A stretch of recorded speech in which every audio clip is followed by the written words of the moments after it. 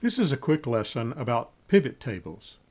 Now, pivot tables in Excel help you summarize data and perform all kinds of analyses quickly and easily. And you won't need to learn any formulas. Excel does the work for you with just a few clicks. Let me show you how.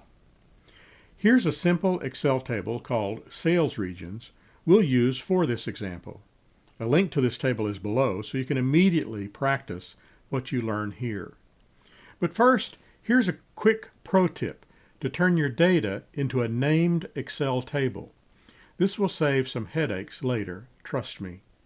At the top of the screen, click on the Insert tab. Then click on the Table icon. Now, Excel shows the bounds of your table, which you can change if needed. In this case, let's leave it as is and click OK. Now at the upper left of your screen, notice under Table Name that the default table name is Table 1. Let's change that to the word Sales. Okay, now we've created a named Excel table.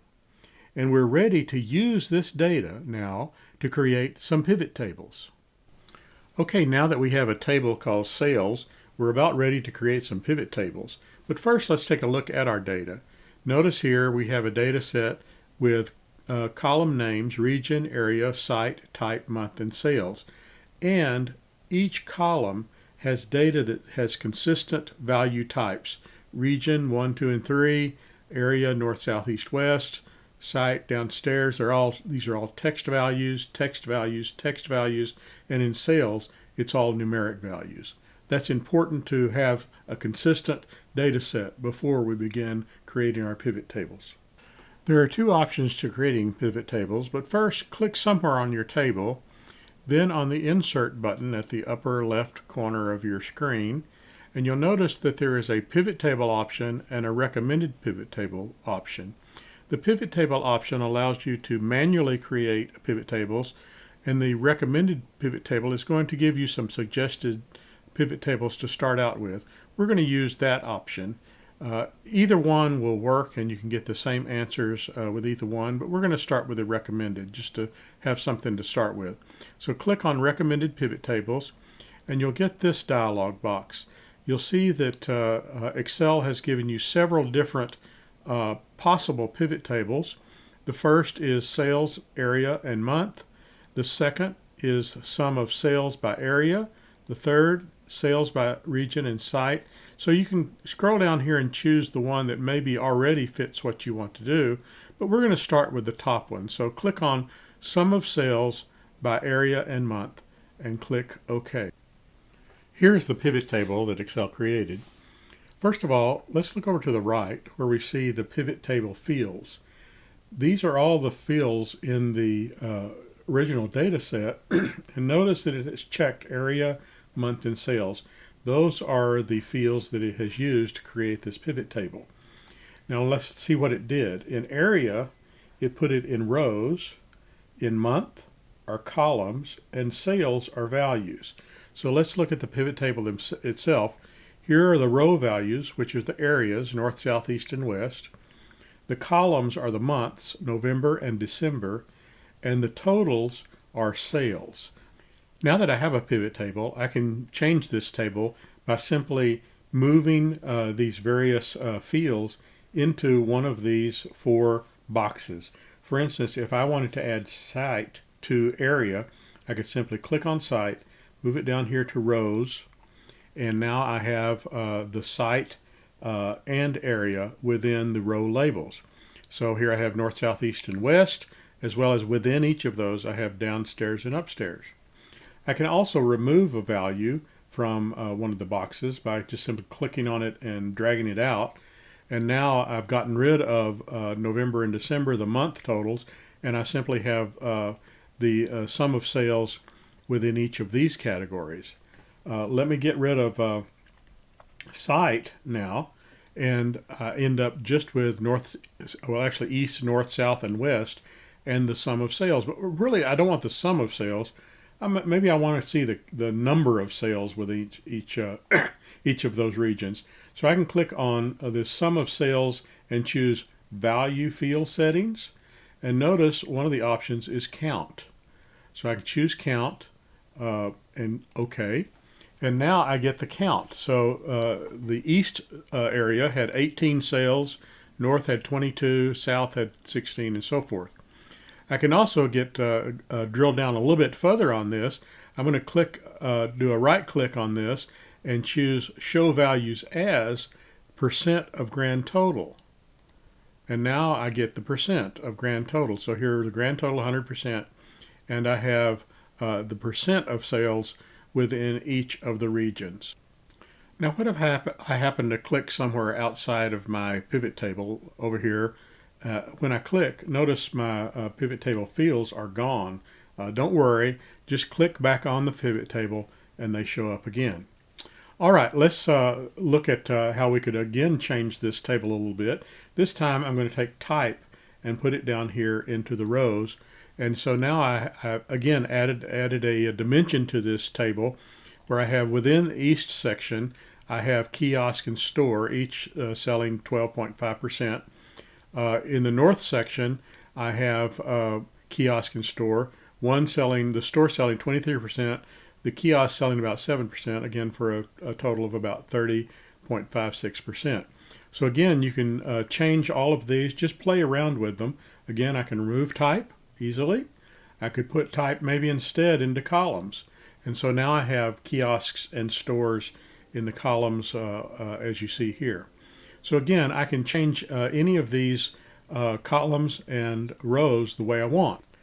Now once I get a table with the contents that I want, I can change some of the labels here because some of them really aren't great labels. So for instance, I'm going to click on count of sales here, simply double click on it, and I'll just change it to sales.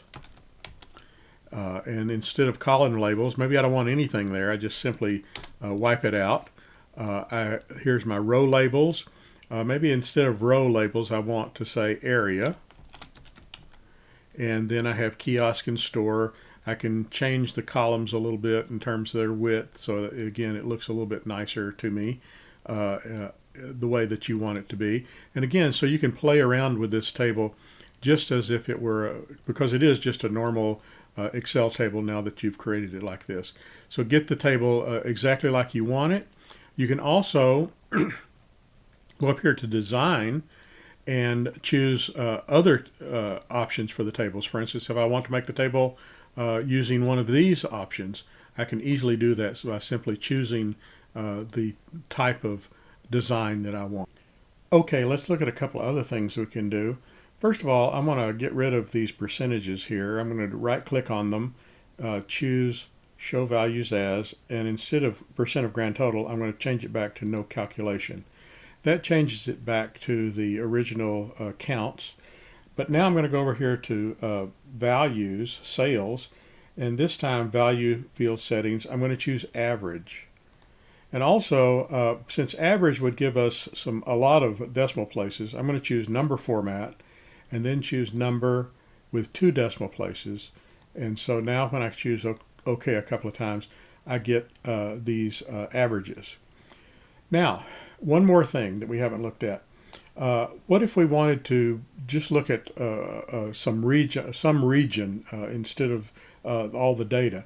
I can filter by clicking the region down here into my filters box, and I get a pull-down box up here called region. If I click on it, I can choose one of the 3 regions. So if I choose one and OK, then it changes the data where I'm only looking at region 1. Or I can look at region 3, for instance. Now this is the data for region 3. Or if I wanted to look at multiple regions at a time, here's 3 and 1 all together. Or if I want to change it back to all of it, I'd simply click back on all and OK, and now I've got it back to where it was. There's one more thing I want to talk about before we end this particular video, and that is why we created a table from the original data. Now this is the original data again, if you remember, and we created a table here called sales. Now, what if we update this table by adding some new information? So I'm just going to quickly add some additional information here. Call this a kiosk. and December, and let's just add 107. This was a really good store here. So I've changed this information, but when we go back to the pivot table, nothing has changed.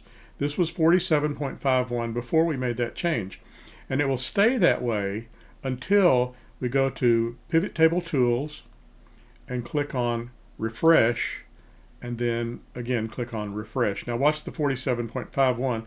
As soon as I click on Refresh, it changed to 48.33. So that's the reason we created that table originally. That allows you to add or subtract or edit data in your original data set, and then when you click Refresh here, your pivot table will update. So the reason that this is important is if you hadn't created a table of your data like we did earlier, and you entered information into that table or changed it, then when you went to your pivot table and did a refresh, it wouldn't see that new information because it's only looking for the range you originally used. But if you are using a table as your range, then when you add information to that table or change information in that table, then it's going to update it correctly.